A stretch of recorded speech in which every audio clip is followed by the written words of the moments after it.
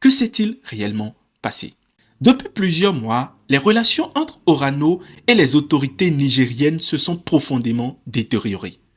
Actif depuis les années 1970 dans l'exploitation de l'uranium au nord du pays, le groupe français est désormais confronté à une série d'obstacles politiques et juridiques qui remettent en cause la pérennité de sa présence dans la région.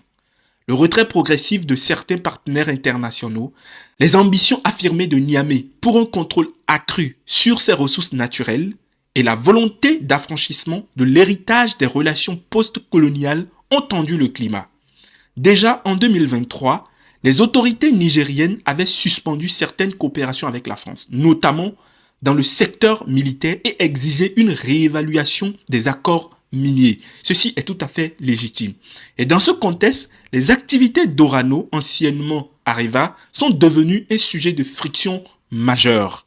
Les perquisitions dans ces locaux et cette détention du cadre prennent alors une dimension plus large.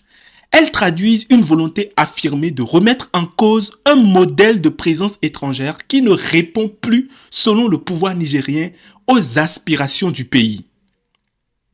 Les entreprises étrangères, et notamment françaises, ne sont plus assurées d'un statut privilégié dans l'accès aux ressources naturelles, ce qui redessine les rapports de force économique dans la région. Mais au-delà de ça, cette action pourrait avoir un fondement plus justifié lorsque l'on se penche un peu plus sur les différents autres cas passés de perquisition, d'actions judiciaires, de condamnations qui ont eu lieu et dans lesquels Orano a été principal acteur. Le FBI saisit d'une enquête sur le rachat d'Uramin par Areva en 2017. Une opération qui avait tourné au fiasco financier pour le spécialiste français du nucléaire, rapporte le journal du dimanche. Il faut noter que plusieurs manœuvres financières sont utilisées par la firme Areva pour pouvoir justifier un certain nombre de ces opérations. Et ces manœuvres soulèvent des doutes, voire de profondes inquiétudes sur la gestion transparente des fonds qui sont liés à l'exploitation de l'uranium par Orano dans plusieurs pays du monde.